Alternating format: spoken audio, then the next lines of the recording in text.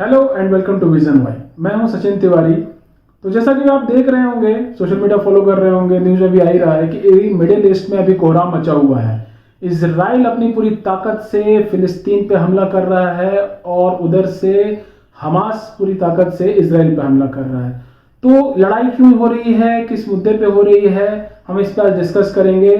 और जैसा कि इसराइल ने अभी बहुत बॉम्बिंग की है, उसमें 200 प्लस पैलेस्टीनियन नागरिक मारे गए, जिसमें 58 बच्चे भी शामिल थे, जो कि बहुत दुखद है। ऐसा नहीं होना चाहिए, क्योंकि वार कभी भी किसी के लिए भी मुनासिब नहीं है और वार कभी भी अच्छा ही नहीं लाता। जितनी दुनिया में शांति रहेगी, लोग प्रॉस्पेरिटी से आगे बढ़ेंगे, वही ठीक है। तो इसराइल ऐसा क्यों कर रहा है, क्यों है लड़ाई की वजह, आज हम इस पर डिस्कस करते हैं। और कौन किसके साथ खड़ा है, ये सारी चीज़ें मैं इस वीडियो में आपको बताऊंगा। और क्या ये वर्ल्ड वार 3 की सुगबुगाहट है, आइए देखते हैं, जांचते हैं क्या होता है। ठीक है, तो पहले देख लेते हैं कि इसराइल और पैलेस्टीन वर्ल्ड मैप में है कहाँ कहाँ पे है ये दो देश, दोनों की बाउंड्री कितनी मिलती है, जेरूसलम कहाँ पे है और कहाँ पे ये डिस्प्यूट शुरू हुआ है। ये है हमारा इंडिया, ये एशिया का मैप और ये रहा वर्ल्ड मैप। ठीक है, तो इंडिया से जब हम वेस्ट की तरफ बढ़ते हैं तो Pakistan, Afghanistan, Iran, Iraq, Syria होते हुए जॉर्डन के बगल में ये रहा इसराइल। जी हाँ, ये छोटा सा देश यही है इसराइल। और ये देखिए, जो वेस्ट बैंक और गाजा स्ट्रिप लिखा हुआ है ना, यही है पैलेस्टीन। तो बीच में है इसराइल, इस तरफ गाजा पट्टी और वेस्ट बैंक मिला के है इसराइल। ये देखिए गाजा पट्टी, ये छोटा सा स्ट्रिप जो है, यहीं से एक्टिवेट होता है हमास और यहीं से वो रॉकेट दाग रहा है इसराइल पे। ठीक है, और ये जो विवादित जगह है ये जेरूसलम के ईस्ट पोर्शन में है, इस साइड है। ठीक है, और देख लीजिए आप यहाँ पे इसराइल किन किन से घिरा हुआ है। इसके देखिए साउथ में है आपको इजिप्ट, इस साइड है जॉर्डन, ऊपर दमिश्क सीरिया, लेबनान, और फिर इधर आपको देखेगा समुद्र पार करके है साइप्रस। ठीक है, यहाँ से क्लियर हो गया आपको कि इसराइल और फलस्तीन कहाँ है। तो आइए शुरुआत से शुरू करते हैं। तो लड़ाई का मेन कारण क्या होता है भाई, या तो वो जर होगा या जोरू या जमीन। तो यहाँ पे मेन कारण बना जमीन। इसराइल और फलस्तीन के बीच जमीन विवाद तो बहुत पहले से है। कब से है, जब से इसराइल बना है। 1948 में इसराइल बना। इसराइल कैसे बना, फलस्तीन के दो टुकड़े करके इसराइल बना। किसने बनाया, अंग्रेजों ने बनाया। जैसे 1947 में हमको बनाया पाकिस्तान, दो तरफ, बीच में हिंदुस्तान। तो सेम ऐसे ही इन्होंने फलस्तीन के भी दो टुकड़े किए। बीच में पहले इसराइल, वेस्ट बैंक और गाजा पट्टी, दोनों साइड आपको मिलेगा फलस्तीन, फिलिस्तीन भी जिसे कहते हैं। ठीक है, तो अभी क्या हो रहा है कि एक जगह है जिसका नाम है शेख जर्रा। शेख जर्रा कहाँ है, शेख जर्रा जेरूसलम के ईस्टर्न पार्ट में है। जो जेरूसलम का ईस्टर्न पार्ट है वो पुराना जेरूसलम कहा जाता है। तो उसी को लेकर के अभी विवाद चालू है और उसी जमीन के टुकड़े को लेके ये लड़ाई शुरू हुई है। तो शेख जर्रा कहाँ पे है, मैं आपको मैप में दिखाता हूं कि शेख जर्रा कहाँ पे है। तो ठीक है, जैसा आपने देखा कि शेख जर्रा कहाँ पे है, तो जो शेख जर्रा है वो ईस्टर्न पार्ट में है।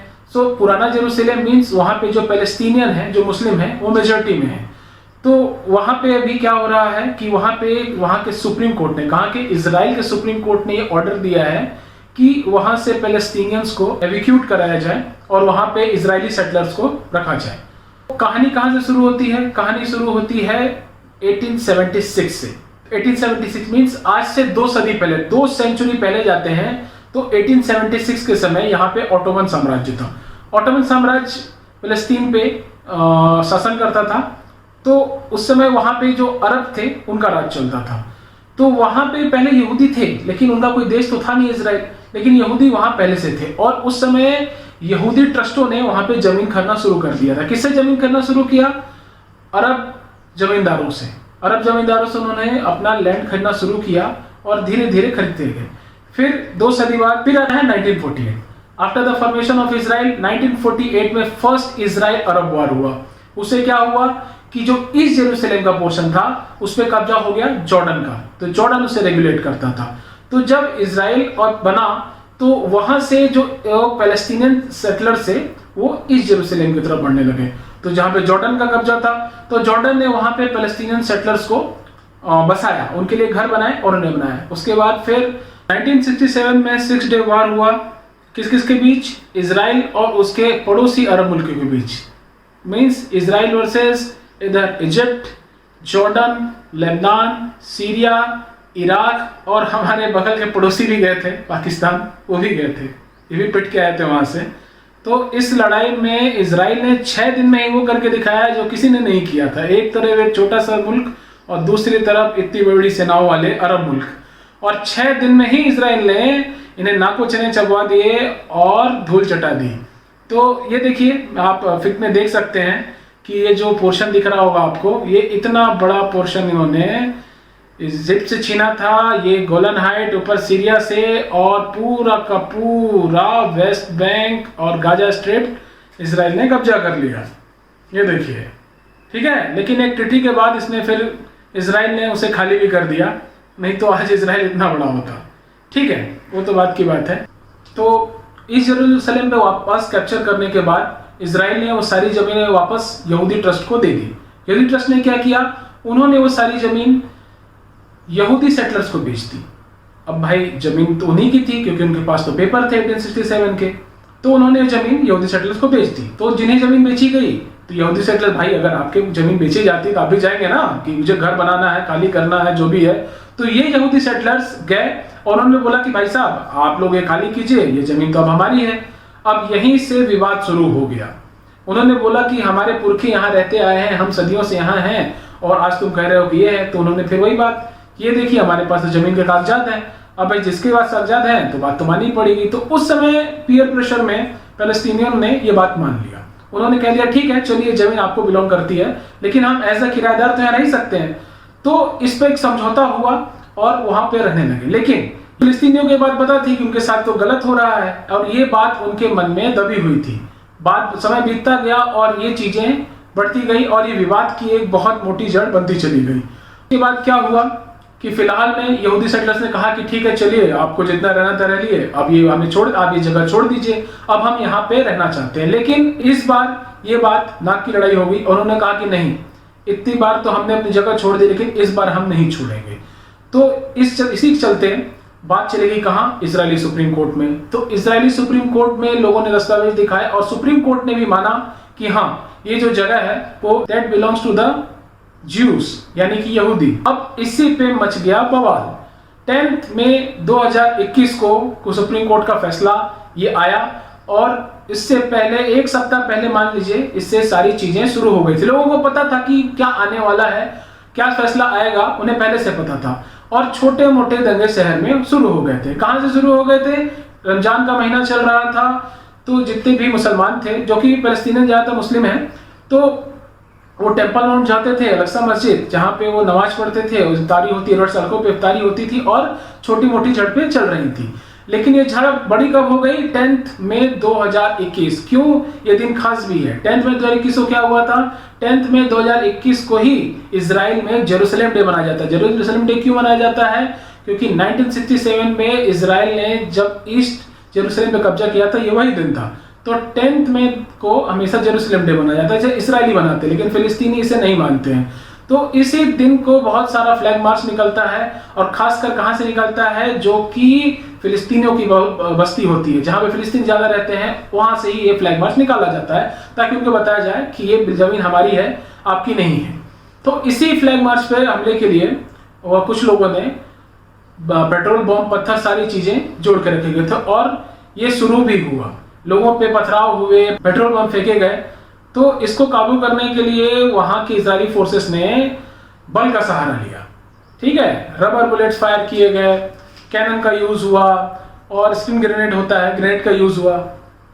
लेकिन फिर क्या हुआ, वहां जो प्रदर्शनकारी थे, जो भी वहां दंगा कर रहे थे, वो क्या किया उन्होंने, वो जाके सीधे अल-अक्सा मॉस्क में घुस गए। उनको लगा कि इजरायली फोर्सेस आज तक तो कभी इसमें घुसी नहीं है, ना कभी हो सकती, क्योंकि वो तीसरा सबसे पवित्र स्थल मुसलमानों का, तो उसमें तो फोर्सेस घुस ही नहीं सकती थी। लेकिन इजराइल ने सबको सरप्राइज कर दिया, और इजराइल अपनी फोर्सेस मस्जिद में घुसा दिया, ताकि प्रदर्शनकारियों को, जो कि दंगे कर रहे थे, उन्हें रोका जा सके। लेकिन ये बहुत ही कठिन फैसला था, क्योंकि जितने भी इस्लामिक नेशंस थे वो इसे हजम नहीं कर सकते थे, और ना ही कोई कर सकता है। अब किसी की भी कोई पवित्र पूजा स्थल हो, तो उस पर कोई कैसे बर्दाश्त कर सकता है कि वहां कोई फोर्स घुस जाए। तो इसी से एक्टिवेट हो गया हमास एक टेरर आउटफिट है, जो कि फिलिस्तीनी टेरर आउटफिट है, उसने अल्टीमेटम दे दिया कि इजराइल शाम 6 बजे तक 10 मई 2021 शाम 6 बजे तक अगर वो टेम्पल माउंट अल-अक्सा मस्जिद खाली नहीं करता है तब उसको परिणाम भुगतने पड़ेंगे और हमास उन पे हमला शुरू कर देगा। क्योंकि फिलिस्तीनी नागरिकों ने यह इल्जाम भी लगाया कि इजरायली फोर्सेस ने अल-अक्सा मॉस्क को अपने कब्जे में ले लिया है और चाबी भी जब्त कर ली है।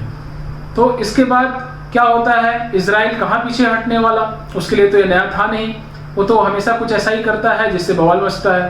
देन आफ्टर क्या होता है, शाम को ही गाजा स्ट्रिप से, गाजा पट्टी से मिसाइल फायरिंग शुरू हो जाती है। तो हमास ने इजराइल पे रॉकेट से हमला शुरू कर दिया। तो 10 मई से आज तक 3100 प्लस 3100 प्लस रॉकेट उसने इजराइल पे छोड़े हैं। समझ रहे हैं आप, 3100 रॉकेट। और उसमें कैजुअलिटी क्या हुई है, इजराइल के 10 से ऊपर 10 प्लस नागरिकों की कैजुअलिटी हुई है।